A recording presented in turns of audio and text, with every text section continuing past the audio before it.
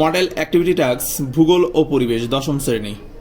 বিকল্পগুলি থেকে ঠিক উত্তরটি নির্বাচন করে লেখো। প্রথমে রয়েছে, দেখো প্রথম যে প্রশ্নটি সেটি হলো, যে জলবায়ুতে ঋতু পরিবর্তন হয় না সেটি হলো, তোমরা সবাই জানো সেটি হলো নিরক্ষীয় জলবায়ু। তো এটা নিরক্ষীয় জলবায়ু হবে। তারপর দেখো 2 নম্বর যেটা রয়েছে সেটি ঠিক জোড়াটি নির্বাচন করো। চাঁদ সূর্য পৃথিবীর কেন্দ্রের একই সরলরেখায় অবস্থান করে মরাকোটালে। তারপর না, এটা ঠিক না। পৃথিবীর সাপেক্ষে চাঁদ ও সূর্যের সমকোণে অবস্থান করে মরাকোটাল। এটা কিন্তু এখানে এই নির্বাচনটি কিন্তু ঠিক, যে পৃথিবীর সাপেক্ষে চাঁদ ও সূর্যের সমকোণ অবস্থান মরাকোটাল। হ্যাঁ, চাঁদ আর পৃথিবীর সর্বাধিক দূরত্ব পেরিজি, আর চাঁদ আর পৃথিবীর সর্বনিম্ন দূরত্ব অ্যাপোজি। এটা উল্টানো আছে, অর্থাৎ এটা ঠিক না। তাহলে ঠিক হচ্ছে এটা। বুঝতে পেরেছ? তো তারপর কি আছে? অতি বিরল জনঘনত্বযুক্ত একটি রাজ্য হলো, তোমরা সবাই জানো, গোয়া নয়, উত্তরপ্রদেশ নয়, সিকিম। এরপর কয়স্তম্ভের সঙ্গে ক্ষয়স্তম্ভ মেলাও। কয়স্তম্ভের প্রথমে রয়েছে, দেখো বিশুদ্ধ কাঁচামাল। বিশুদ্ধ কাঁচামাল আমরা সবাই জানি, বিশুদ্ধ কাঁচামাল হচ্ছে তুলো। বিশুদ্ধ কাঁচামাল হচ্ছে তুলো। বিশুদ্ধ কাঁচামালের সাথে কি মিলবে? তুলো। তারপরে রয়েছে, দেখো ক্রান্তীয় ঘূর্ণবাত। ক্রান্তীয় ঘূর্ণবাত হচ্ছে ইয়াস। ক্রান্তীয় ঘূর্ণবাত হচ্ছে ইয়াস, কিছুদিন আগেই প্রবাহিত হলো। এরপর রয়েছে পেরুস্রোত। পেরুস্রোতের সাথে কি মিলবে? পেরুস্রোত হচ্ছে আটাকামা মরুভূমি। এই পেরুস্রোতের সাথে আটাকামা মরুভূমি মিলবে। বুঝতে পেরেছো? পেরুস্রোত আর আটাকামা মরুভূমি। তাহলে বিশুদ্ধ কাঁচামাল হচ্ছে তুলো, ক্রান্তীয় ঘূর্ণবাত হলো ইয়াস, আর পেরুস্রোত হলো আটাকামা মরুভূমি। ওকে, এরপর রয়েছে, দেখো সংক্ষিপ্ত উত্তর দাও। প্রথমটা যেটি বলেছে সেটি হলো, জোয়ার ভাটার সৃষ্টিতে কেন্দ্র বহির্মুখী বলের প্রভাব উল্লেখ করো। জোয়ার ভাটার সৃষ্টিতে কেন্দ্র বহির্মুখী বলের প্রভাব তোমরা এভাবে লিখবে সুন্দর করে, যে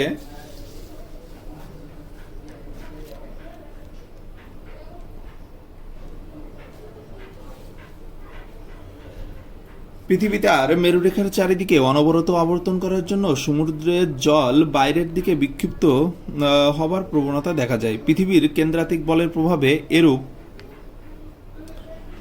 ঘটে। এই শক্তি পৃথিবীর মহাকর্ষ শক্তির বিপরীতে কাজ করে। তাই চাঁদের আকর্ষণে যেখানে জোয়ার হয় তার প্রতিবাদ স্থানে চাঁদের আকর্ষণে অপেক্ষা পৃথিবীর কেন্দ্রাতিক বল বেশি কার্যকরী হয়, ফলে সেখানেও জোয়ারের সৃষ্টি হয়। একই সময়ে পৃথিবীর কোনো স্থান ও তার প্রতিবাদ স্থানে যখন জোয়ার হয় তখন সেই স্থানগুলিতে জোয়ারের অতিরিক্ত জল আসে। সেই স্থানগুলির সাথে সমকোণে অবস্থিত স্থানগুলি থেকে এই পরবর্তী স্থানগুলিতে জল পূর্ববর্তী স্থানগুলির দিকে সরে যাওয়ায় সেখানে জলের যে অবনমন ঘটে। তো এরপর তোমরা সুন্দর করে এখানে একটা চিত্র দিয়ে দেবে। হ্যাঁ, এভাবে চিত্র দিয়ে দেবে, এভাবে চিত্রটা এঁকে দেবে। তো আমাদের এই প্রশ্নটির উত্তর কমপ্লিট। 2 নম্বর যে প্রশ্নটি রয়েছে সেটা একটু দেখে নাও।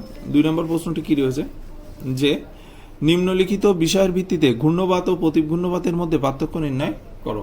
তাহলে ঘূর্ণবাত আর প্রতিঘূর্ণবাতের মধ্যে কি পার্থক্য সেটি আমরা এখন নিরূপণ করব। তোমরা একটু দেখে নাও ঘূর্ণবাত আর প্রতিঘূর্ণবাতের মধ্যে পার্থক্য। তো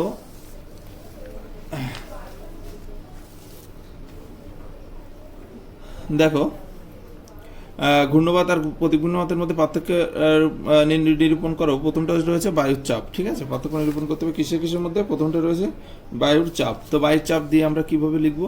এভাবে লিখে নেব, যে ঘূর্ণবাতের কেন্দ্রে নিম্নচাপ এবং বাইরে উচ্চচাপ বিরাজ করে, বায়ু প্রবাহ কেন্দ্রমুখী হয়। কিন্তু প্রতাপ ঘূর্ণবাতের কেন্দ্রে উচ্চচাপ ও বাইরে নিম্নচাপ বিরাজ করায় বায়ু প্রবাহ কেন্দ্র বহির্মুখী হয়। এটা মাথায় রাখতে হবে, এটা কি হয়? কেন্দ্র বহির্মুখী। এরপর রয়েছে স্থায়িত্ব। ঘূর্ণবাত স্বল্পস্থায়ী হয়ে থাকে এবং প্রতিঘূর্ণবাত দীর্ঘস্থায়ী হয়ে থাকে। এরপর রয়েছে, দেখো আবহাওয়ার প্রকৃতি। আবহাওয়ার প্রকৃতিতে কি হয়েছে? আবহাওয়ার প্রকৃতি হচ্ছে ঘূর্ণবাতে প্রচুর পরিমাণে ঝড় বৃষ্টি হয়ে থাকে, আর প্রতিঘূর্ণবাতে শান্ত মেঘযুক্ত আবহাওয়া বিরাজ করে। তো এই ছিল ছোট ছোট আকারের প্রশ্ন 3.2-এর। এরপর রয়েছে লাস্ট অ্যান্ড ফাইনাল কোশ্চেন তোমাদের, সেটি হলো, দেখো যে ভারতের কোন অঞ্চলে অধিকাংশ কফি উৎপাদন করা হয়? অঞ্চলগুলোর নামের কথা বলেছে, এবং এই বাগিচা ফসলের চাষের অনুকূল প্রাকৃতিক পরিবেশের বর্ণনা চেয়েছে। তাহলে আমরা কোন কোন অঞ্চলে ভারতের যেসব অঞ্চলে কফি উৎপাদন করা হয় বা উৎপাদিত হয় সেটি হলো কর্ণাটক, কেরল আর তামিলনাড়ু। কর্ণাটক, কেরল আর তামিলনাড়ুকে তোমরা এভাবে কিন্তু দেখিয়ে দেবে। হ্যাঁ, দেখো আমি একটা চিত্র দেখিয়ে দিচ্ছি।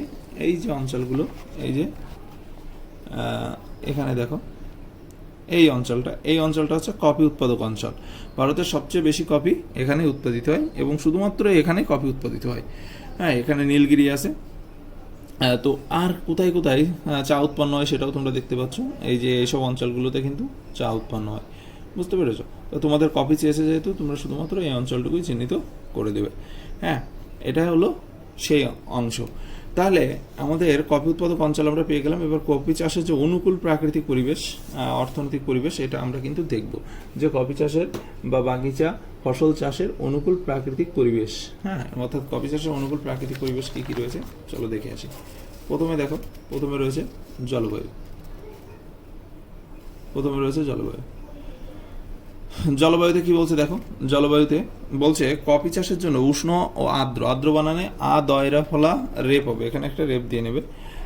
আর্দ্র জলবায়ু উপযোগী। এরপরে উষ্ণতা 20 থেকে 30 ডিগ্রি উষ্ণতায় কফি চাষের জন্য আদর্শ। উঁচু জমিতে 20 থেকে 20 ডিগ্রি সেলসিয়াস বা 25 ডিগ্রি সেলসিয়াস উষ্ণতা ও নিচু জমিতে 20 থেকে 32 ডিগ্রি উষ্ণতায় কফি চাষ আদর্শ।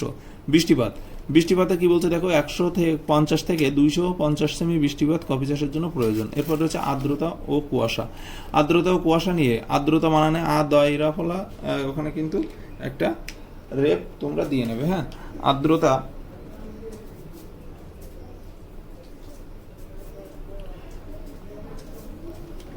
ও কুয়াশায় দেখো, আর্দ্রতা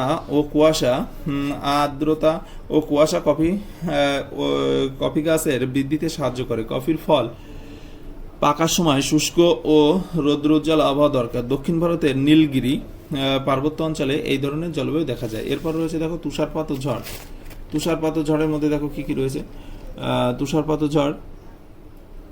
ঝড় ও তুষারপাত কফি চাষের ক্ষতি করে। এরপর রয়েছে দেখো মৃত্তিকা রয়েছে দেখো, বলছে ভারতের লাভা গঠিত উর্বর মাটি ও লাল দোআঁশ মাটি কফি চাষের আদর্শ। মৃদু অম্ল পটাশ ও হিউমাস চাষ সমৃদ্ধ মাটি কফি চাষের আদর্শ। এরপর রয়েছে জমির প্রকৃতিতে কি রয়েছে দেখো, উচ্চ পাহাড়ের ডাকুরিয়া অংশে ও পার্বত্যের পাদদেশীয় অংশে 500 থেকে 1000 মিটার উচ্চতায় কফি চাষ ভালো হয়। এরপর রয়েছে ছায়া প্রদানকারী বৃক্ষের মধ্যে রয়েছে চা গাছের মতো কফি গাছ ও প্রকাশ সূর্যালোক সহ্য করতে পারে না, তাই কফি বাগিচায় ছায়াদান করতে পারে এমন গাছ লাগানো হয়। তাহলে এই ছিল তোমাদের 10ম শ্রেণীর ভূগোলের মডেল অ্যাক্টিভিটি টাস্কের সমস্ত প্রশ্নের সহজ সরল ও প্রাঞ্জল উত্তর। চ্যানেলটিতে নতুন হয়ে থাকলে অবশ্যই সাবস্ক্রাইব করো, সঙ্গে থেকো পরবর্তী ভিডিওগুলো পাওয়ার জন্য। সবাই ভালো থাকো, সুন্দর থাকো, সুস্থ থাকো। শুভকামনা সকলের জন্য। Bye bye.